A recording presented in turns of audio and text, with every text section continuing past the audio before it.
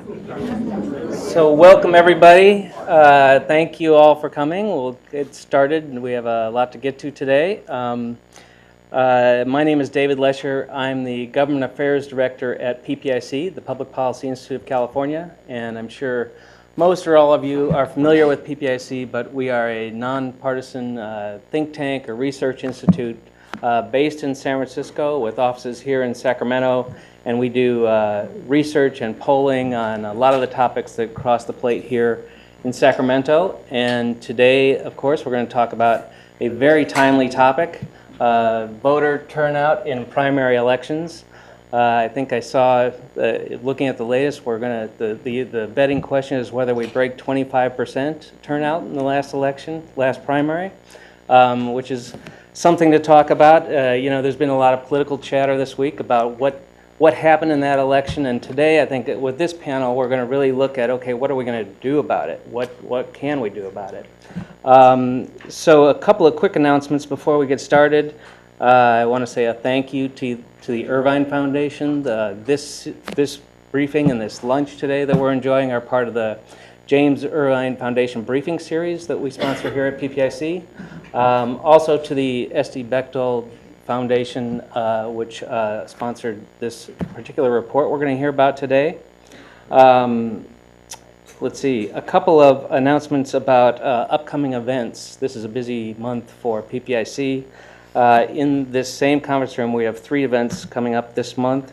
On June 19th, we're going to talk about healthcare in California jails, which obviously is an issue related to realignment, where healthcare was an issue at the prison system. Now we're going to look at how it's evolving at the jail system.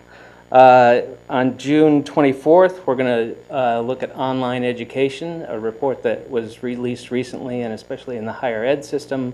What is happening with online education? And then on June 27th, we're going to talk about another corrections report, recidivism and realignment, and what's happened in terms of recidivism since AB 109 passed and it was implemented, I think, October 2011, realignment happened. Also a couple of announcements. On your chair, you should have seen a folder that has a copy of a report we'll hear about today, or JTF, Just the Facts, that's called. There's an evaluation form in that folder, and if you wanted to fill it out and drop it off on the table on your way out, that would be very much appreciated, and tell us how you think we did.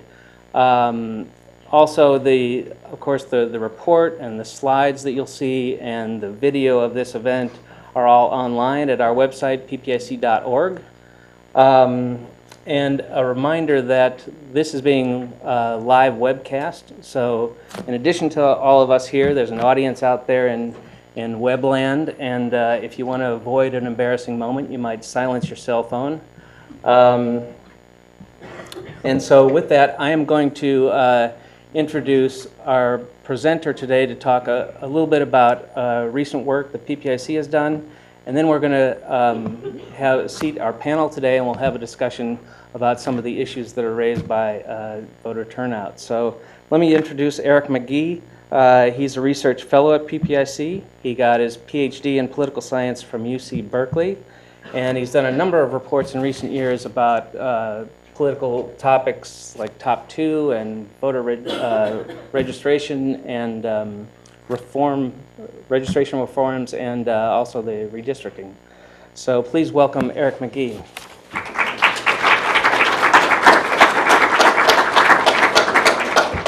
Thank you, Dave.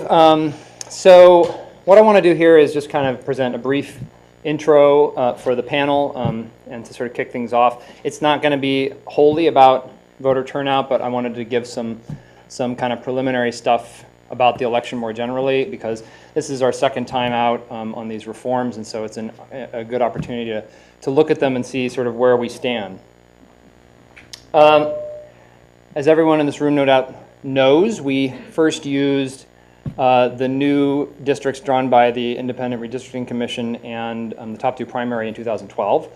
This time around, it's basically the same thing, redux, except we have the state Senate seats, which have never been used before, the even-numbered ones.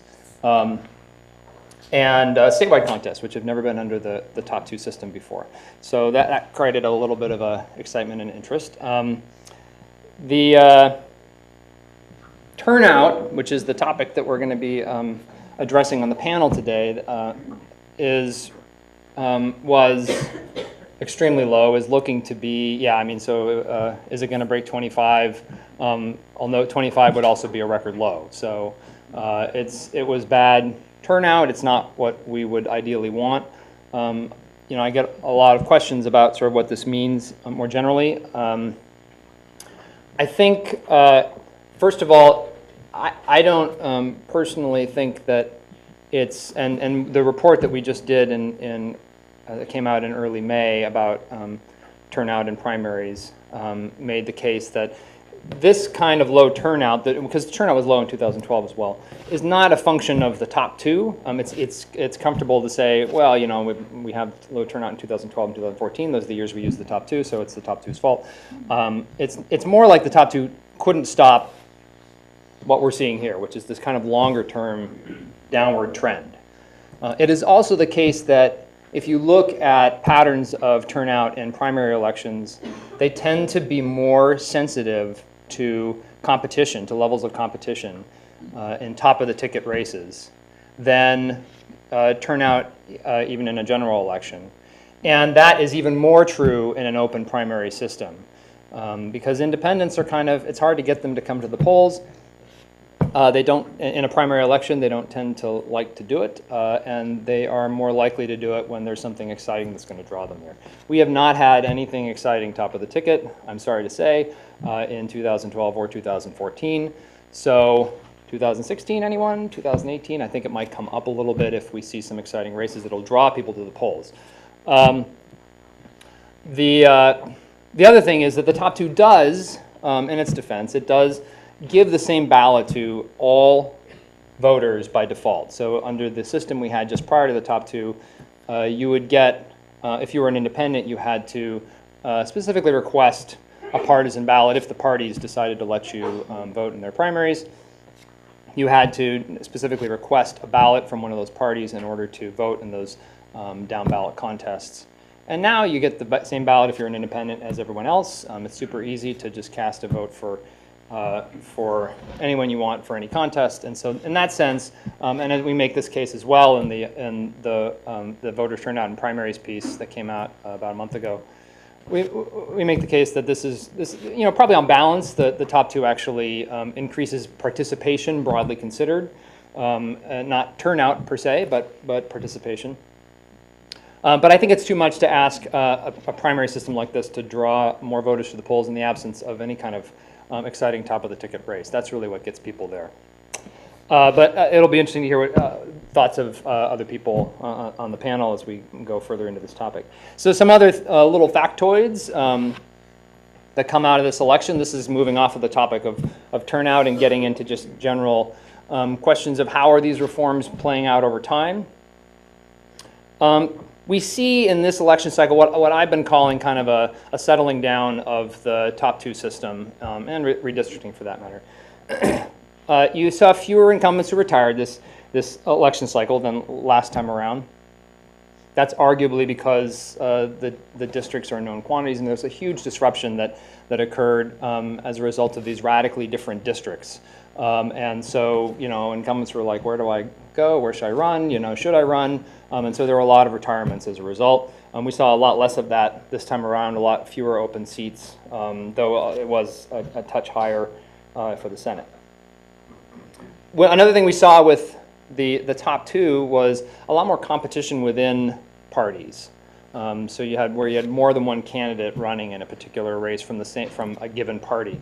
We saw more of that in the top 2, and we've seen a little bit less of that this time around. Not a lot less, but again, a smidge less. Same thing for challenges to incumbents, which is sort of a higher threshold. Not just am I going to jump into this race and get involved in a contested primary where there's somebody else from my party, but is that other person from my party an incumbent? I think that's down as well, and to me that shows signs that part of what we were seeing in 2012 was again the effect of this redistricting. So people were thinking, hey, do I want to go against this incumbent? When they're doing that, they say, is this really an incumbent, right? I mean, can we really say that that label incumbent applies to this person because they're running in territory that's very different than what they're familiar with? So I think we've seen a little bit of settling down in that respect, and that maybe points to that elevated competition in 2012 being a little bit more the product of the redistricting than was immediately clear at that point.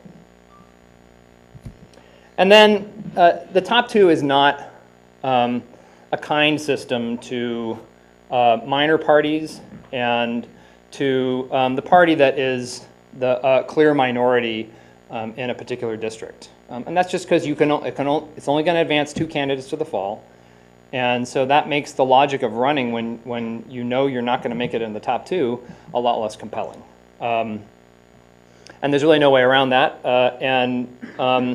The number of races that had one major party absent is also up this year from last year. So that's kind of a continuing trend in the top 2 system. The outcomes were also a little less competitive, not dramatically less competitive. So there were, first of all, there's just a few fewer same party runoffs, not a big change there. There are more winners who won by more than 50%, which raises the question of, in most of those cases, that's probably your answer, right?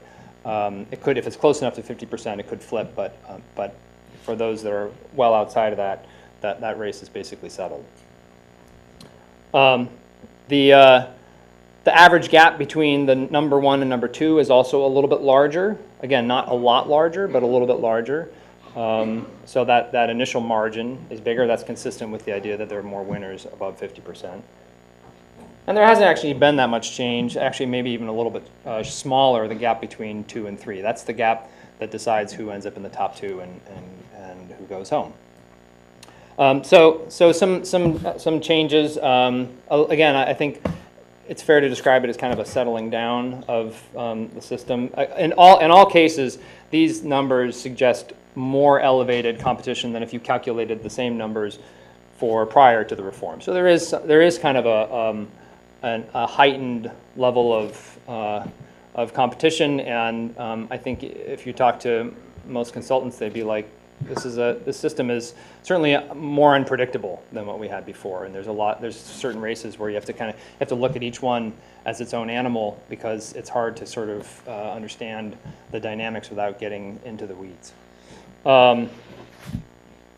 So reforms are maturing. The competition was elevated with some unexpected outcomes. We certainly we're still waiting on the controller's race, which is the king daddy of the unexpected outcomes at this point, and we'll see how that all plays out. But I know all election geeks are checking obsessively, and I count myself very much in that election geek category. I'm not ashamed to say it.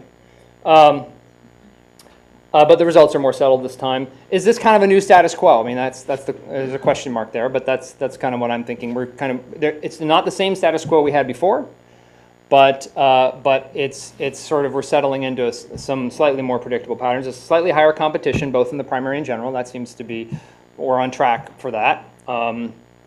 And the general competition is really more a function of the redistricting, and we're seeing that there are some hot races where there might not have been before in the fall. The most primary outcomes kind of follow the patterns of the past. We showed in the 2012 that you could actually predict the outcome of the 2012 primaries in a partisan sense, like how many Democratic or Republican votes there were in that particular seat, using assumptions from before the reform pretty well. Not perfectly. It was a more kind of crazy outcome, but it was in sort of the same ballpark. So a lot of the, and even under this new system, we have all the incumbents advanced, for instance. Vast majority of candidates who were endorsed by the parties also advanced. So there are some key races where we're seeing some unexpected outcomes or some outcomes that couldn't have happened before. But we're a lot of it is kind of within the normal bounds. But as just following up on that sentence I just spoke. The reforms will, I think, continue to influence certain outcomes. And there's certain races that just we wouldn't, I mean, obviously the same party races were impossible before, but even just within the dynamics of the primary, I mean, Ro Khanna, Mike Honda, would that have happened? It's counterfactual, but it certainly seems like it was, it's the kind of system that encourages those sorts of challenges because you get a second bite at the apple. You can, if you're running in one of those safe seats, you can potentially challenge that person in the fall. So it draws people, and also the assembly seat with Steve Glazer and Tim Sobrante, running against each other. I mean, that kind of thing. There's a sense in which, because you can appeal to broad constituencies in the primary, it encourages people to give it a shot, right? So we'll see. I think we'll continue to see those kinds of races moving forward, but that again, the majority of contests are going to be fairly predictable based on the old system. And that's it. I don't know if we want to do questions now or just, yeah, maybe a couple questions. Yeah.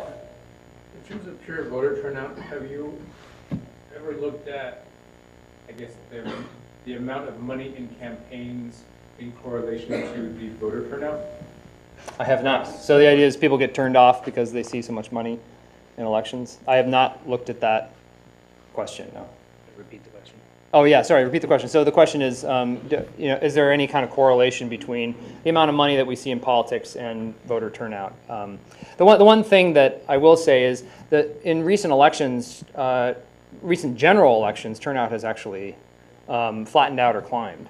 So certainly nationally, we've seen an increase in turnout in general elections.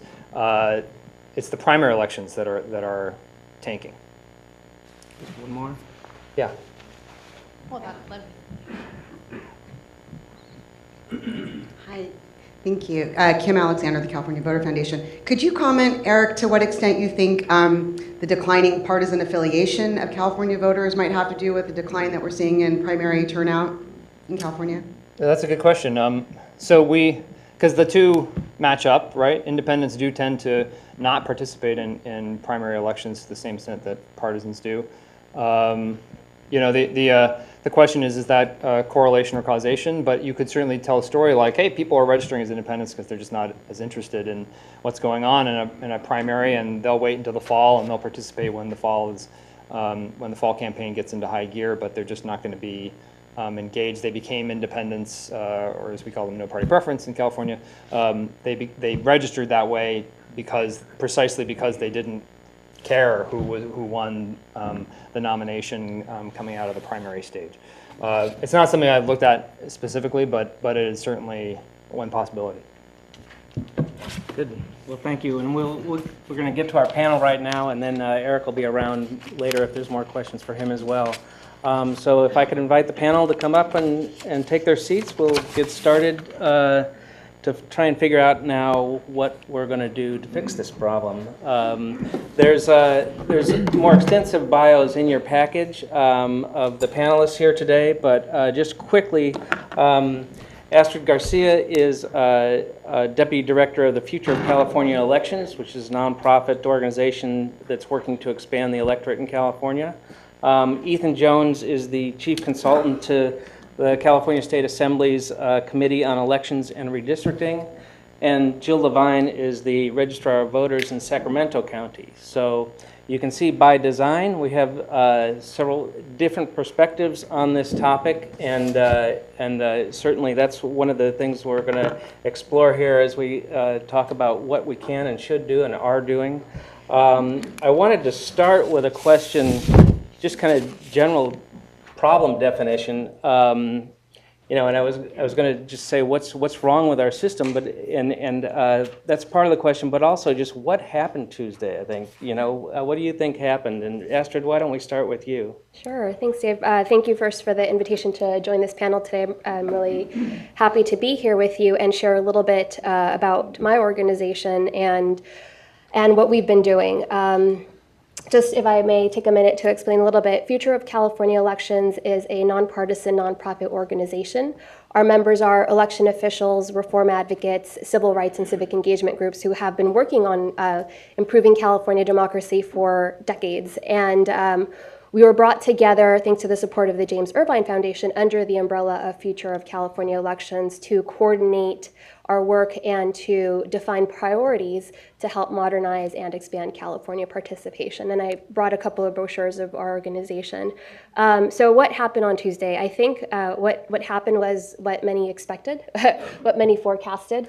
And we've seen the challenge of turnout increasingly for the primary elections over the last several years. So I think that we could say many things. People didn't turn out because there was a broadcast that why should you turn out because nobody turns out. So there could be that echo in there. There could be that people weren't pulled to the polls by an issue that angered them or motivated them or that they were incredibly excited about.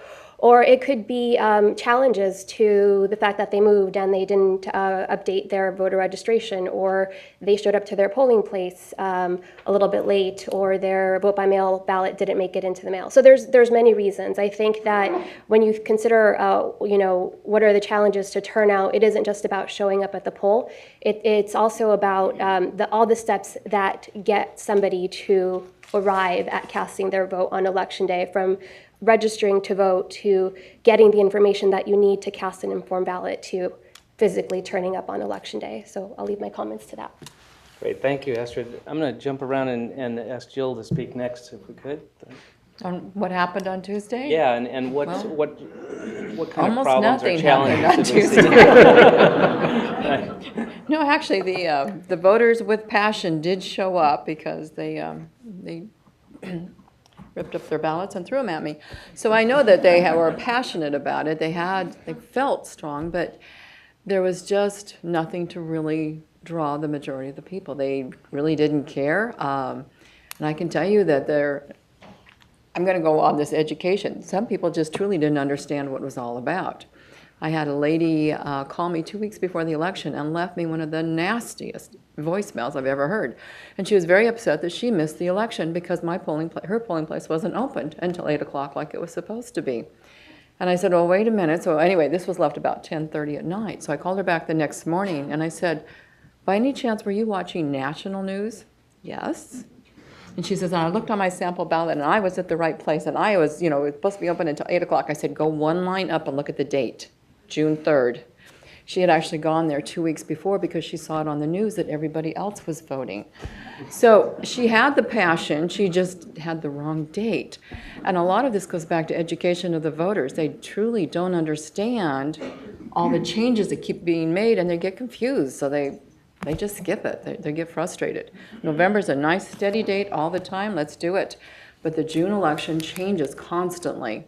And I say the primary election because this primary election's been held in August, it's been held in March, it's been held in February, it's been held back in June again, and so it bounces around. And if you ask the average voter, when is the primary election, they're going to say, I don't know, I'll watch TV and see what happens.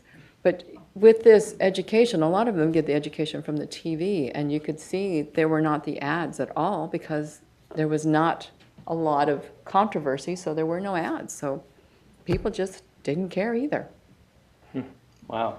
So I want to mention Ethan is, as I said, chief consultant to the Assembly Elections Committee, and it really we're hoping his contribution here could be to raise the issues that are being discussed in the legislature, what different points we've heard, and on this topic, Ethan, I'd be curious, what is the discussion in the legislature about the voter participation trends, and how might Tuesday affect the discussion, do you think? Sure. Well, I mean, I think there's been a lot of talk about just how low turnout was on Tuesday, and the fact that we've set a record low turnout for a primary election in California. But just as by giving some context to really how low it was.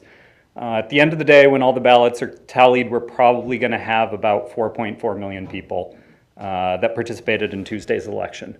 The last time fewer than 4.4 million people participated in a primary election in California was 1960.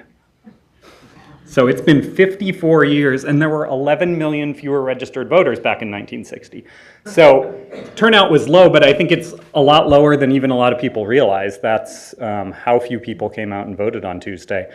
I think that is going to have there is going to be a lot of interest in the legislature in doing something about that. And there has been for a long time a lot of interest in doing something about the low turnout numbers.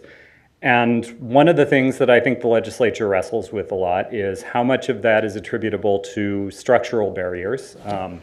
Problems with people being able to register, problems of people knowing where their polling place is or being able to get a vote by mail ballot, not whether it's that they don't know how to do that, versus the attitudinal barriers. How much of this is driven by people not being interested in the process, not being engaged in the process, not being educated, not knowing when the election is, and how much of it is related to that a function of a lack of civic education and engagement, that you just don't have that same level of civic education and engagement. From the legislature's perspective, I think it's easier for us to at least come up with ideas on how to address the structural barriers. There has been legislation in prior legislative sessions and in this session, and there will be in future, to try to eliminate some of those barriers. So, for instance, when the new voter registration database comes online in the Secretary of State's office, we're going to have Election Day voter registration, and that's one of those efforts to try to break down one of the structural barriers, of not having a voter registration deadline that falls 2 weeks before the election, so that if people get engaged at the last minute, they're not shut out of the process. Along those lines, we have a bill pending in the legislature now to try to mitigate some of the negative effects, try to address situations where people that in good faith do try to participate in the process and mail back their vote by mail ballot, but it arrives after Election Day. Right now, those ballots can't be counted. There's an effort to try to address that sort of a situation. So in terms of the structural barriers, that's, I think, a lot of where legislation has been focused. There has been some effort to try to start to address things from the attitudinal side as well, and that's largely been focused on efforts to try to get people engaged at a younger age, efforts to bring students into the political process, whether it's by registering voters on their campus. There's a bill to encourage that moving through the legislature this year. Whether it's efforts to allow people to pre-register to vote, that's another thing that will go into effect when the state's voter registration database comes online in a couple of years. So allowing 16 and 17-year-olds to sign up when they're taking civics classes in high school, when they're learning about this, to register to vote at that point, and then have it kick in and go into effect once they're of the legal voting age. So those are some of the things that the legislature has been doing. I think in the longer term, people are starting to realize if we want to make a meaningful effect on voter turnout, we're going to have to take more steps to address the attitudinal barriers to voting, while not minimizing the structural barriers that exist, and continue to address those. But in the longer term, we're going to have to take a bigger look at the attitudinal barriers. I'm glad you said that, because that's exactly where I was going to go next. And I wonder, it seems there are issues about motivation as well as access to the ballot, and I wonder if there is a way to how much can we distinguish what is the cause of what's happening here? I wonder if voting was easy peasy, you fall out of your bed and you land on your ballot, how much different would Tuesday have been? So, Jill, I wonder if I could start with you. We tried to make it easy peasy, as you said. Like Ethan was saying, you could register to vote online. You didn't even have to find a card. You just go online. And then they've got the new law that will allow the same-day registration. But besides that, we put out the information. We put out an app that allows you to find your polling place. We got phone banks. We've got, what do you need to get you to that place? If you wanted an absentee ballot, not only do you there's an application on the back, you can sign up to be a perm, you can request online, you can request over the phone nowadays. What was stopping the people from doing that? You need to drop off your ballot before it's too late. Sacramento County had 15 drop-off sites open, easy to drop off. We even opened for the first time this election a site downtown to allow people to get their ballot downtown, not even have to drive clear out to our office, which is in the southern part. So I keep saying, okay, what else can we do to make it easier for the voter? And it's just, if they're not interested, I can't drag them there. So we've tried. We've really tried, and like I say, legislation has helped a lot, but we just can't get the voters interested. Thank you. Astrid, what do you think about the motivational versus the access kind of issues that we're seeing in this kind of result? Yeah, I think yes to all of it. That's the short answer. I think we have to also, I think often those of us in reform work, we try to look for that one solution or that one key that's going to solve the problem. And with a state as diverse as California, with an electorate just as diverse as California's electorate, we really need to address everything at the same time. And, you know, I always say, bless the election officials that have to make it all happen, because we continue to add reforms and we don't continue to increase their budgets annually. And so it's really important for them to do the work to the level that it needs to reach voters in California. We need to make sure that election mandates are fully funded, and that we address the needs of all voters. So it is easy peasy for those of us that are very able to read through the materials, but for limited English proficient voters, learning about a top 2 primary is hard. You know, it's hard for somebody with an education to explain it, let alone how about somebody with less education. So there's things that we can continue to do that address the structural barriers, such as plain language documents. You know, let's make the initiatives and the ballot measures as easy as possible. And there are standards out there for plain language. In terms of the attitudinal ones, we can't fix those, but I served as a poll worker on Monday, and I did get a couple of bad attitudes, and they were typically from individuals that had gone to the wrong polling place and were now routed to where I was, so they had been to 1 or 2 places. And you can't blame somebody for having a bad attitude after bouncing around after a long day of work just trying to cast their ballot. So I think that the education, as Jill mentioned, is extremely important, and some of the attitudinal reactions to that voters have is because they've had a bad voter experience. So I think increasing the education, informing people of these resources could help address all of that. So in summary, yes, all of that structural and the attitudinal changes both need to be addressed. So Ethan, I wanted, you raised this issue to begin with, and I just wonder, especially from your perspective, obviously the state has a role in helping the ballot access, you know, the issues about making it as simple as possible.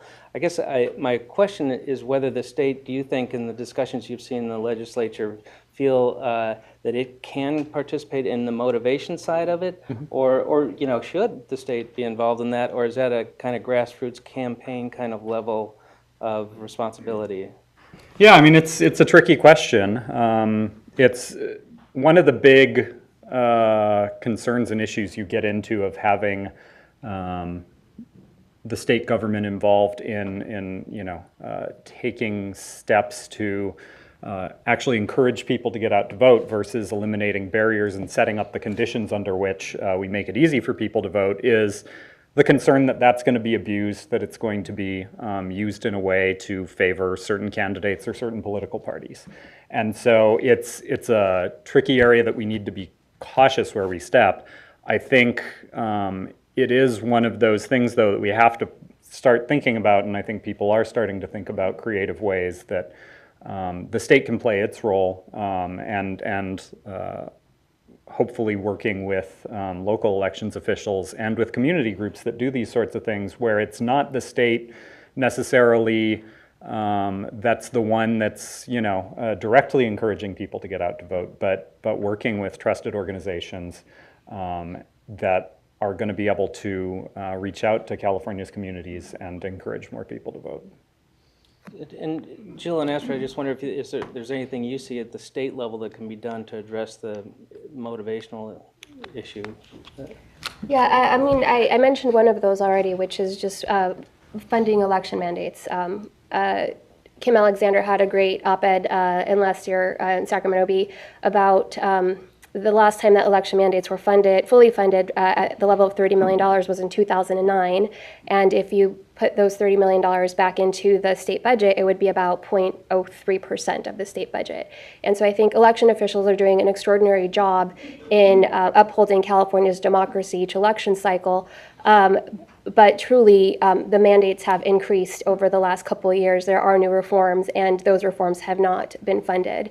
And I don't know, Jill, if you can talk a bit more about that. Well, not only have the new reforms not been funded, but the old reforms, they've taken away the money. And it's very difficult because the county doesn't have the money, and if it's not mandated anymore because they've taken away the mandate money, then why am I doing it? And one of the biggest examples I can see is our vote by mail.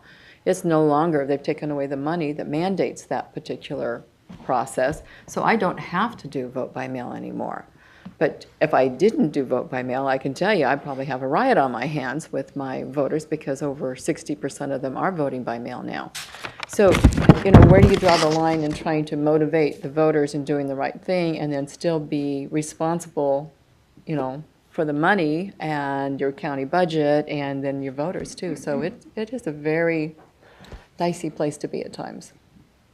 So I want to ask two related questions here. One, what do you think about some of the impact of some of the reforms that we've talked a little bit about? How much difference will be made by what we've done? And then after that, okay, what do you think will make the biggest difference going forward? And so, we've mentioned recently top 2, online registration, same-day registration that's still to kick in, and the extension to 17-year-olds, pre-registration, and some other things that are under discussion. But how much of an impact on what we saw Tuesday should we expect from those kinds of things? And just let's start with that, and then ask what might be what we might do that would make a big difference in what we saw Tuesday. So Astrid, why don't I start with you?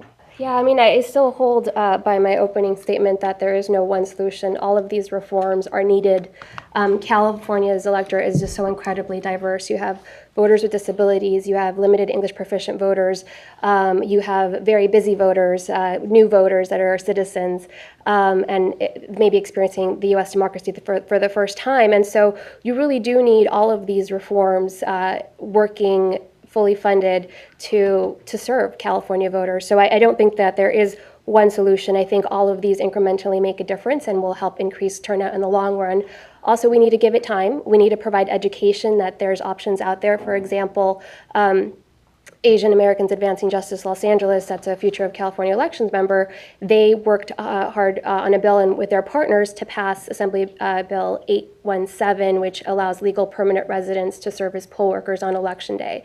That's a brand new law for 2014, and there's not a lot of knowledge out there. So making sure that as these initiatives pass, that there's the education that to help promote them and to allow people to make use of these new resources. And I think in a state as diverse as California, we do need to get creative. So for example, this bill, modeled after the high school poll worker bill, not only provides election officials with a new pool from which they can recruit bilingual poll workers to comply with state and federal law, but it also provides legal permanent residents an opportunity to experience California's democracy and elections even before they become a citizen, so that it will give them an opportunity of civic engagement. So I think we need to get creative. Let's not look for that one solution, but let's do a good job in enforcing and promoting and educating on the reforms that we currently have. Mm-hmm. Yeah, it was just some of these changes we've made have either just started or haven't even started, but we've made them, and I just was wondering how much difference should we expect to see from what we've done.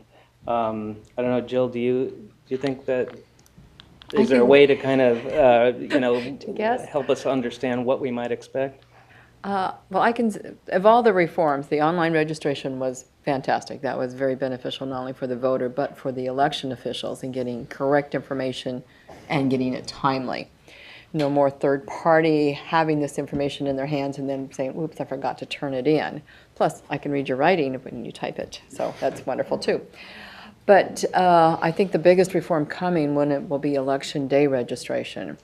And like Ethan was talking about, for those voters that get engaged at the last minute, suddenly something hits them and goes, oh, I really need to be out there. I see the frustration when voters come to the office and they say, well, what do you mean I'm not registered? I was 4 years ago. And it's like, well, yeah, you've moved 4 times and you've moved out of county, And yet they don't understand the rules. They figure once they're registered forever. So this same day registration will help It will be a nightmare for election officials, but we will work through it. But I think it's education. The voters truly don't understand the rules, and the rules are difficult to understand in order to vote. Requirements are basic, but if we could get into the high schools more, and we try, Sacramento County does a lot of mock elections, and we try to do not just an election, but we try to do the whole process of training, registering, and going through that process so they can understand a little bit more. So I think it boils down to educating the voter, and then whose responsibility is that? The state, the county, and who has the money. So we're all in it together. Swethan, when you were there when these reforms went through the process, what was there an expectation of how much they might contribute? And I wonder if you could also just begin with a little bit of description of what same-day registration is going to be. Sure, yeah. So the same-day voter registration bill, which I'm trying to think, I guess must have been passed in 2012. In any case, the hope was that by allowing people to not have to register in advance for an election, that those people who do get engaged at the last minute or who have moved and not re-registered, or whatever the case may be where a person isn't registered at their current address, to give them the ability to show up on election day and be able to register to vote then and there and cast a ballot right away. There are a handful of states that have election day voter registration.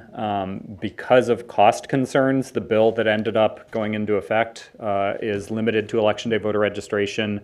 Counties are required to provide it at the office of the elections official, and then they have the ability to offer satellite locations of the office of the elections official on election day. But because of cost concerns, it's not going to be at every polling place like it is in some other states.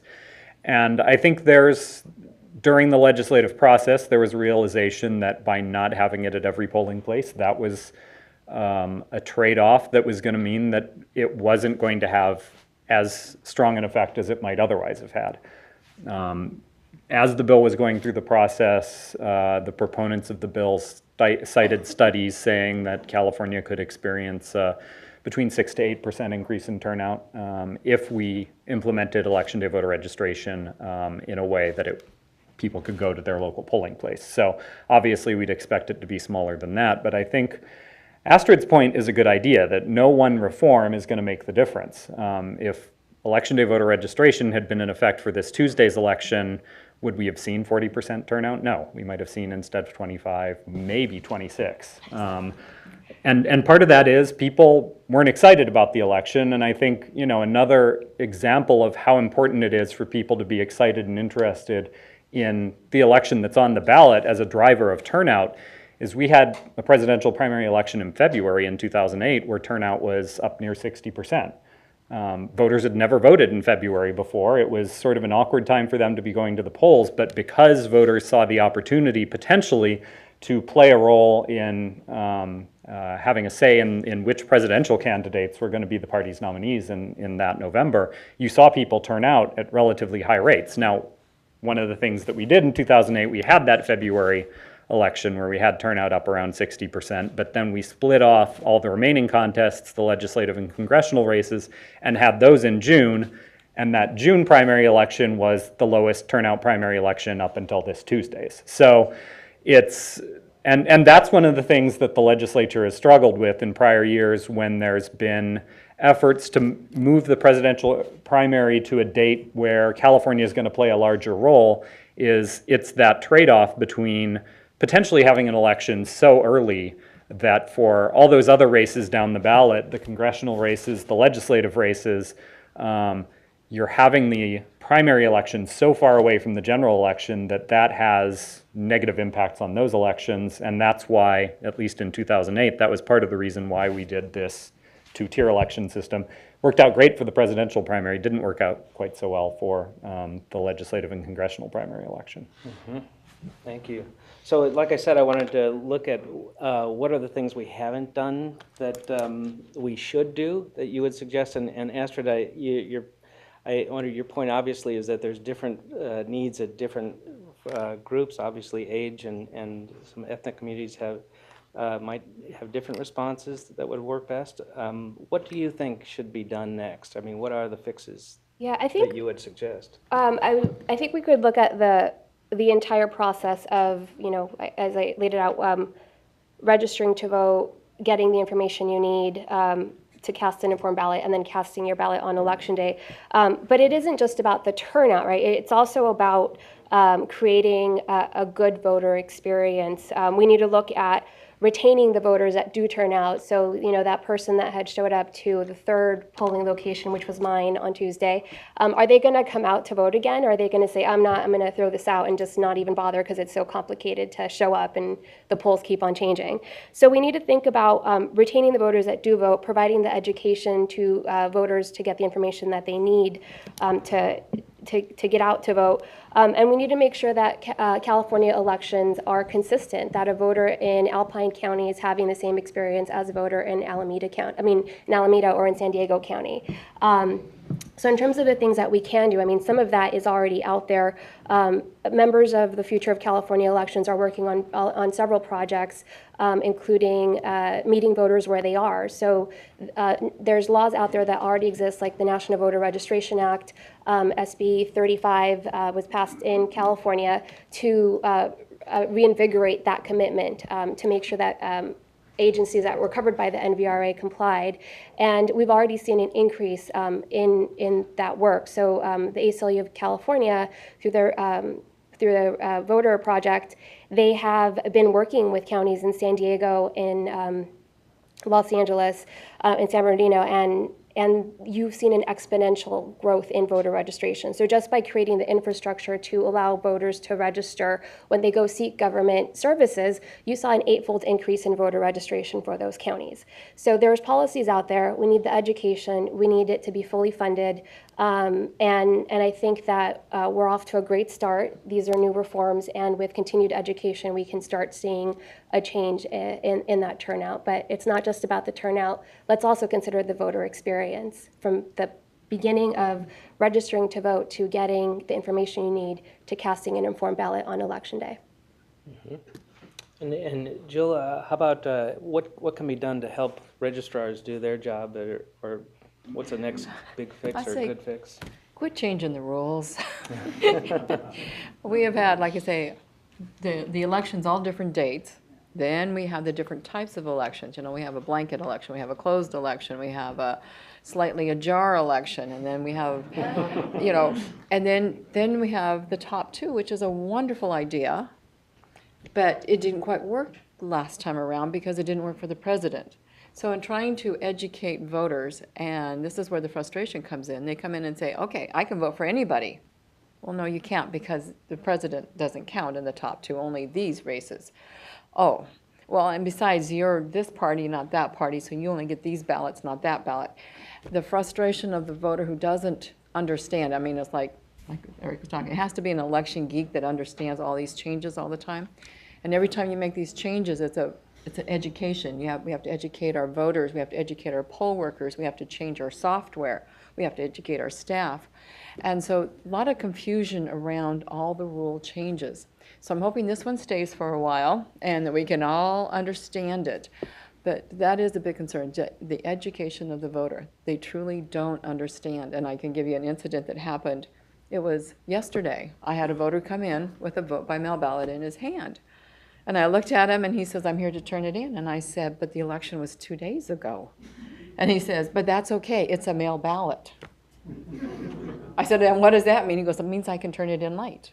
And I'm thinking, what did he understand in all the literature I sent out that made him think that he could turn that in 2 days after the election?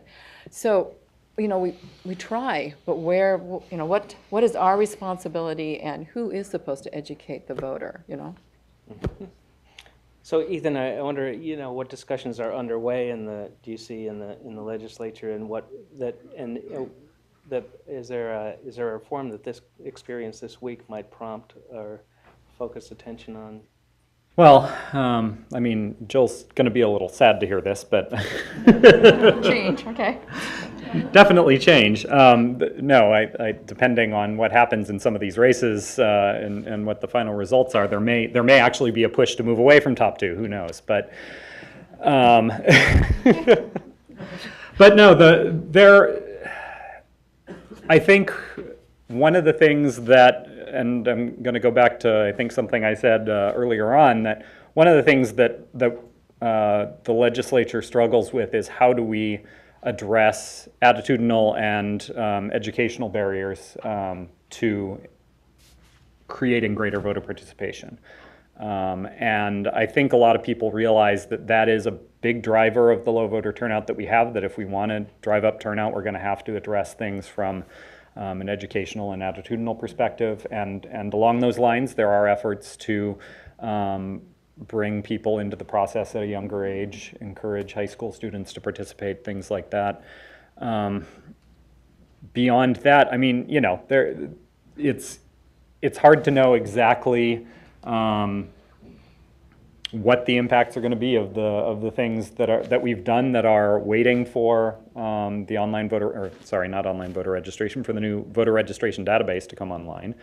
And some of these things, changing attitudes, doing better voter education, is not going to show results in the next election or necessarily even the election after that. It's going to be a longer term thing. And so, you know, the legislature, I think there's definitely an interest in trying to figure out ways to do that while continuing to address those structural barriers that are out there. But, you know, I think there needs to be more thinking about ways to approach that. Mm-hmm. Well, thanks. So I have a couple more questions, but I want to get to open it up to some audience questions, and then I might jump in here and there. But we also have 2 microphones, so if you have a question, let's use the microphone so that the people in Webland can hear the question. So there's one back here to begin with. Thank you. Hi, Jill, just thank your lucky stars you don't have ranked choice voting like we do in Oakland. Nobody's mentioned online voting or smartphone voting. It strikes me, and I know there's a security issue, but I went to my polling place. No one asked me for ID. I walked in and I voted, told them who I was. Not everyone, digital divide issues I can totally see, but it strikes me that the whole system is hopelessly old-fashioned, especially mail. I mean, nobody uses mail anymore. They use email. So can we start to think again, relook at the security issues and have online or smartphone voting? Thank you. Good. I'm glad that was one of my questions, is the future of elections and what might they look like. And obviously, Jill, why don't you begin? Well, I don't see online voting for some time because of the fear of the security issues. What we got a kind of a quasi that I've seen with some of the vendors is where you can actually take your ballot and mark it online. Then you bring it to your polling place and there's a barcode on it. You go zap and then it automatically prints your ballot. But once again, you're in the polling place, or you have to come in. So I don't see online voting happening. Convenience is going to take a while. Yeah. And I mean, I think there definitely is an interest. There was a bill that came through our committee last year to try to start to lay the groundwork for online voting. It didn't get out of the assembly. So there's definitely an interest there, but I think there are some pretty significant security hurdles that can't easily be overcome at this point. And I would just add that in addition to the security hurdles, we also have to consider the technology divide that exists in California. The age divide. I was at a polling place, and we have in case you guys didn't know, we have a new voter lookup tool on the Secretary of State website. We can now look up our polling place, and it tells us our ballot and all of that. So I was using this tool as I was getting voters that were at the wrong polling location, and some of them didn't know how to use it on a smartphone. They were older, or there is a language divide because the information wasn't translated. And so we do have to consider that as we bring technology into elections, that we need to make sure that it's accessible, both for voters with disabilities and also for limited English proficient voters, for elderly voters. And so let's make sure we consider all of that as we continue into the future of elections with technology. So no time soon. Well, and remember, we wanted to go to touchscreen voting, and that was, nobody trusted the touchscreen voting. So if you want to go to online voting, you're thinking leaps ahead. So we're back on the actual fill out the paper until we can, for some reason, make sure everybody feels secure, because I don't want to move if voters don't feel that they're secure with their ballot, then we can't go that direction. Thanks, good question. Other questions? Yes.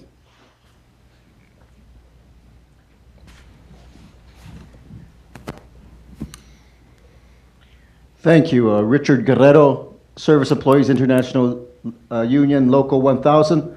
I'd like to present something to the panel and your thoughts on it. All these structural changes you're talking about may help, but ultimately, it seems that if we are talking about why we have such a low voter turnout, particularly in primaries, is the idea that, or the narrative that's going out to the American public that you don't matter. Everything from seeing how wealth, very few can control so much of our politics, so much of our government, when we keep on hearing about how government is not in the best interest of the working people, but in the very small and very small percentage of people. So it comes down to the idea that if we are talking structural, we have to talk even beyond, we have to talk in a societal way of making sure that the message, particularly to children of color, is not that you're headed to prison, but that you're headed to education, that we move towards a place. People are going to vote when they feel secure. And in this society, I believe they don't feel secure. And do you have a question? No, I'm asking. Okay. I'm asking your comment, your panelists to comment on this thought. The thought being that what the message is to the population about elections and participation. Right. That the message is that you don't count, and somehow changing that narrative is because things are so bad, I can't do anything, or I don't matter. You know, changing that narrative. Thank you. Yeah, I mean, one issue that comes up about people who don't vote is the feeling that their vote doesn't count. And, I wonder if people want to comment on that feeling and how we might respond to that, or how much you see that, just my vote doesn't matter as one of the factors that we saw this week. I could share a couple of thoughts on that. One of our members, the National Association of Latino Elected and Appointed Officials Educational Fund, known as NALEO Educational Fund, has done a lot of research on who is the right messenger to change that discourse or that sentiment that my vote doesn't matter. And the research has shown that the best spokesperson is a mother. And so when we want to start changing that dialogue, we really need to look to our peers. We really need to look to spreading that word, and it's almost, as all movements start, with one person sharing it with their family, who will then share it with their circle of friends and group. And so I think that maybe I'm an optimist, and I think I have to be if I'm in this field. I really feel that does make a difference. I do believe that one vote matters, and research shows that if you have the right messengers, people are motivated, and the right messengers are not the politicians. The right messengers are the community leaders, are the leaders in your family and your household. So I think that could be a way to change the discourse. Mm-hmm. Good, thanks. And along those lines, that's all a very good point, and that's one of the things that, from the legislative perspective, there's nothing we can do in terms of writing a bill that's going to get, mothers to encourage their children to vote and people's families to talk about those sort of things.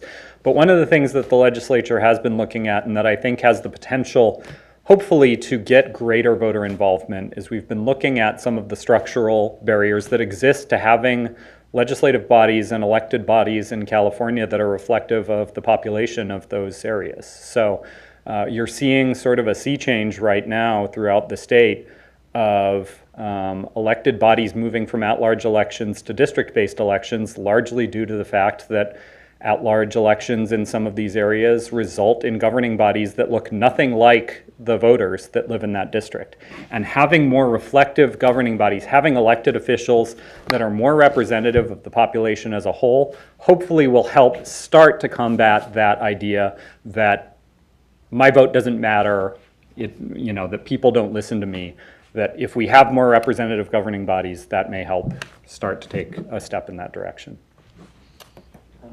Well, and I think it's a cycle that happens. All of a sudden you think, well, my vote doesn't matter, I'm not going to vote. Well, now that you're not voting, you're whining and complaining because you think nothing matters, and then things do change, and it's not the way you want them to change, but you didn't go out and vote. So it's got to be a personal responsibility. If you think your vote doesn't matter, then you get some friends together and you say, let's make a change.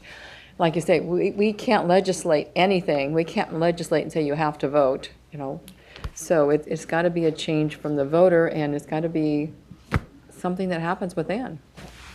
Okay, other questions? I have one here, Dave. Philip Bong on behalf of California Forward. Hey, hi guys. I just want to ask a general question about, because Jill mentioned about how voters get a lot of their information from the news, especially about when to vote, and get a comment from all three about the place that the media plays in our elections and whether or not you think they're doing an adequate job educating voters or really just covering the horse race.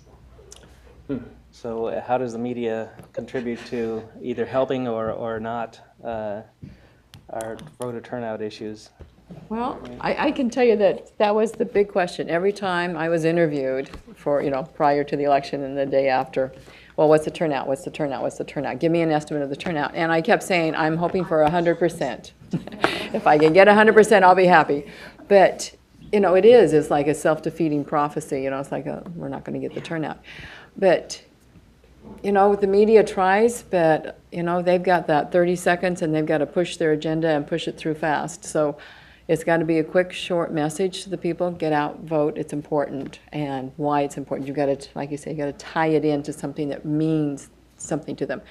And one of the ways when we work with our high school student mock elections, we try to choose something on the ballot that will actually mean something to them, and tell them how it will relate to them in the future. Not just, oh, it's a tax measure. How does this tax measure affect you? And I think that's what the media could do for us. How will this make a difference in my life? And that's not what we're getting. We're just getting basic, go here, this is the turnout, we'll see you later, goodbye. So, but, they've only got 30 seconds, so it's really hard. Mm-hmm. Any other thoughts about media and Yeah, I think the media plays a very important role, but I guess part of the question is, what is the media anymore? In terms of newspapers struggling with readers, whether it's, TV news has lower viewership, and so the media plays an important role, but just by the nature of the changing landscape, the media is not going to have as large an impact regardless of the way that they approach their coverage. And so I think, using social media tools potentially as a way to at least engage certain aspects of the electorate, and that may be important, and hopefully that'll develop. And that's also a way to get past some of the shortcomings that you've occasionally seen from more institutional and broader-based media where they're trying to appeal to a broader group. More narrowly focused things within social media will be able to potentially engage different groups in a way that speaks to issues of importance to them and hopefully engages those voters. And Astrid, this piggybacks one of the questions I was going to ask too, is social media and how it might be used for turnout. And one of the things that struck me was Dan Moraine in the Bee yesterday had a column about David Evans, the candidate in the controller's race, who got 21% of the vote, tied with Perez, and really was unknown, and how his daughter is a PR professional who used social media, and maybe that was a factor. But I just wonder, in how much might social media and the networks that are created make a difference in turnout going forward? Or Yeah, well, I think social media empowers the individual. If you have your platform and you have a couple followers, if it gets picked up, you can spread. I mean, I think The Hill follows me on Twitter, and I'm like, wow. So I'm like, let me say something important. But so I think you do have your platform, and social media can play a role to get those messages out. But I think also when looking at the media market, I mean, Jill mentioned earlier how one voter had the date of the election wrong because they were watching national news media. So I think the media can play a very important role in educating voters. This is especially true for ethnic media. They're important partners in getting the words out to limited English proficient voters because they're a trusted news source. And so I know for many organizations that are organizers and wanting to turn out different ethnic media, I mean, ethnic media is part of that strategy that you have to consider. So I think we can look to media as playing this important role. But I'm from Los Angeles, and you know, when you have a media market as large as Los Angeles, it's very difficult to get a June primary election that doesn't have much pull into the media. And that's where I think social media does provide that opportunity to provide a less expensive route to get those messages out there and to help forward them and such. So definitely. Thank you. Yes, and other questions? Yeah. Or, I'm sorry. Okay, let's go over here and then come back here. Hi. Oh, thank you. I'm Therese from the California Department of Education, and I do remember being at the gym. I think it was maybe on Thursday, and I was pedaling the bike and watching the news with my headphones, and the newscaster did say, "Oh, today's the last day that you can cast your vote by mail if you want it to arrive on time." And I thought, wow, that's cool. That's nice that they said that. And then I started thinking, what if there are, you know, a group of people that, and there must be some, that post their ballot and don't have postage on it? I mean, you know, I was just thinking of that, you know, every vote counts, and how many, there must be a ton of people that do that. I don't know why I thought that, but, you know, when you're pedaling your bike. So Yes, the there question are, about yeah. how many votes don't count, that, Right. yeah, people make Yes, the there effort. are. That has to be a factor. I mean, There are people that will mail their ballots without the postage or without the proper postage. It's okay, it doesn't matter. oh, Because we have a postage due account, and we, the election department, this is a well-kept secret, so I don't know how far. That regardless of postage or lack of postage, the mailman is to pick up your ballot and deliver it to us. If we have the official election logo on it, it is official election mail. So they won't do it for campaign mail, but for official election I mail. wonder if you had an account. Is it every county? Or? Every county in the nation. So, like I say, the election departments are the only one where the postman, instead of saying, oh, not enough postage, and puts it back in your box, it says, oh, not enough postage, but it is an election piece of mail, it has to go, and we pay the difference. And it's not much, it really isn't. For our county, it's maybe $500 for an election, so I'll gladly pay it. If you forget to put your postage on, just give me your ballot. So it's okay. But that's something we really don't want everybody to know, because we want Yeah, don't use that as a strategy to save the cost of a stamp. It works in theory, but there are some, but ballots do occasionally, they're not supposed to, but they do occasionally get returned to the voter if they don't have postage, so don't use that as a strategy, but. Yeah, good question. In talking about in a regional sense, media is, like I said, they're questioning the media, whether it's Fox 40, News 10, or whatever. Are you guys or anybody open to monetization you can go down there and buy a 30-minute infomercial time or an hour infomercial time, produce the segment, and really have some substance on a conversation? Is that something that organizations, whether it's PPIC, Future of California Elections, are open to getting that, so you can open that dialogue in a further sense than a soundbite? What about the idea of public service announcements that kind of encourage voting? Or, An actual show, like 30-minute, a 30-minute show or something, yeah. Further about their. Yeah, I mean, actually, in terms of using the news media, I mentioned how hard the Los Angeles media market is and how expensive it is. Los Angeles County, Dean Logan and his team have actually invested in the media market, and I'm not an expert on their numbers, but they've actually shown a bump in that investment. So in terms of the media making a difference and putting that money in, and LA County has a larger budget than most counties, but it does make a difference, and definitely I think just any way that you can get the word out. I mean, I think a theme that we've heard across this panel is the need to educate voters on everything, new reforms to the most basic way to cast your ballot. And so the more education you can do, and using every medium out there, I think, yes, it's all for the better. It comes back to money. Do I have it?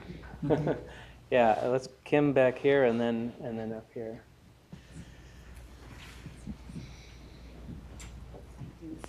Hi.